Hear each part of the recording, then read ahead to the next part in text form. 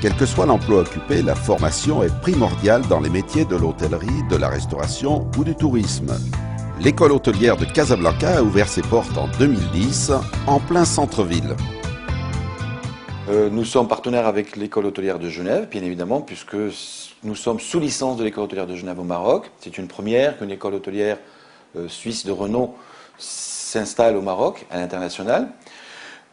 Cette école est réfléchie depuis à peu près 4 ans aujourd'hui, parce que nous-mêmes, je suis professionnel de l'hôtellerie, ancien directeur général chez Méridien, et puis dans la formation professionnelle depuis maintenant 6 ans. Ce projet s'inscrit dans cette dynamisme qui s'est instaurée pour le tourisme. La formation est le maillon faible de cette vision 2010. Il y a une prise de conscience par le ministre et les responsables, effectivement, et c'est un défi pour cette nouvelle vision 2020, de mettre en place des modes opératoires de la formation qui répondent aux besoins. Et nous apportons une formation qualifiante aux jeunes, essentiellement qui obtiennent leur bac au Maroc. Après avoir passé des tests et d'admission, le cursus est sur 2 années. Et après 2 ans, donc, ils ont un diplôme de Genève et également un diplôme reconnu par le ministère marocain. Nous insistons là-dessus parce que cela rouvre la possibilité de faire un 2e cycle, aussi bien à Genève, s'ils le souhaitent, ou rester au Maroc pour faire cette licence qui est professionnelle.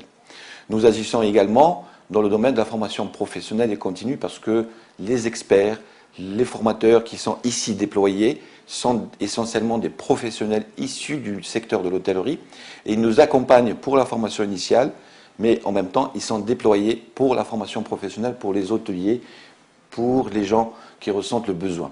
L'investissement est totalement privé.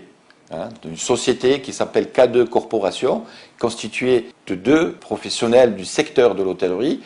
L'hôtel de Doge appartient à M. Mounir Kouen.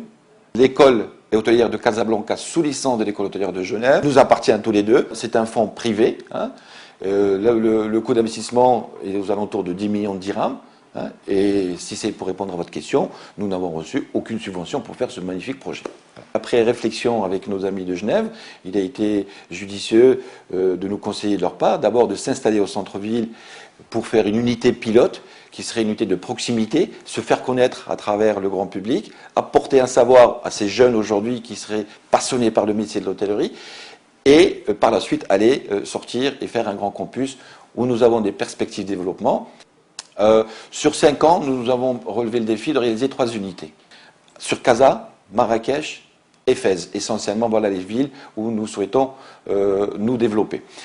Le partenariat avec Genève, je dirais, s'inscrit dans un partenariat de complémentarité, puisqu'ils nous apportent leur savoir-faire en termes de matières qui sont liées à l'hôtellerie, et ils nous donnent une exclusivité sur l'ensemble du royaume. Donc leur savoir-faire, on le transmet à travers notre société et puis avec beaucoup de satisfaction et de conviction, notre rôle c'est de transmettre à ces jeunes aujourd'hui à travers le royaume pour qu'ils viennent vers ce secteur. Nous jouons un rôle de fédérateur aussi puisque aujourd'hui il est grand temps que les gens viennent vers l'hôtellerie et les gens de la classe A et la classe B qui ont déjà une culture et un environnement dans lequel ils ont évolué pour venir apporter une plus-value.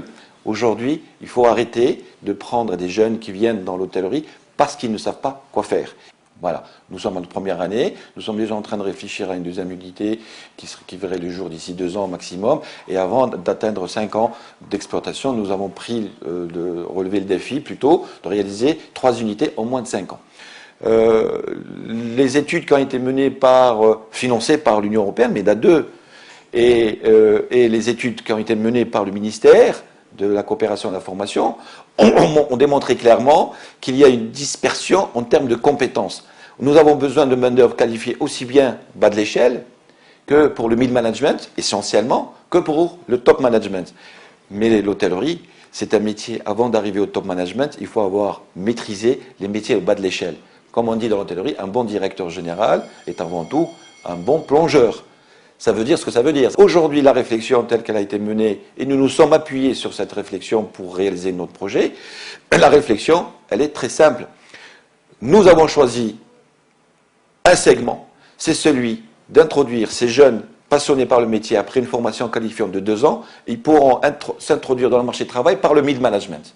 Les métiers au bas de l'échelle, on leur donne durant la formation ici par les travaux pratiques et durant les stages qu'ils vont effectuer. De ce fait, ils auront réussi à avoir une connaissance large des métiers au bas de l'échelle et les matières de management que nous leur disposons pourront leur permettre de s'introduire au marché d'emploi dans le mid management. Mais après quelques années, ce que vous voyez là, ça sera des bons futurs directeurs, Inch'Allah, après quelques années.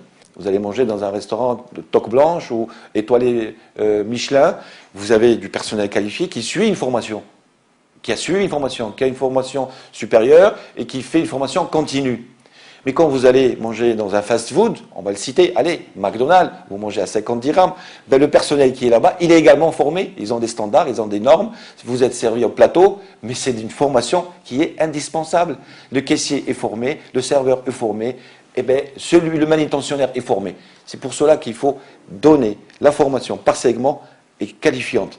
Il faut arrêter de penser que la formation est dédiée à un type de segment pour faire bouger le pays et pour suivre l'évolution que connaît notre pays qui est considérable. C'est un gros chantier.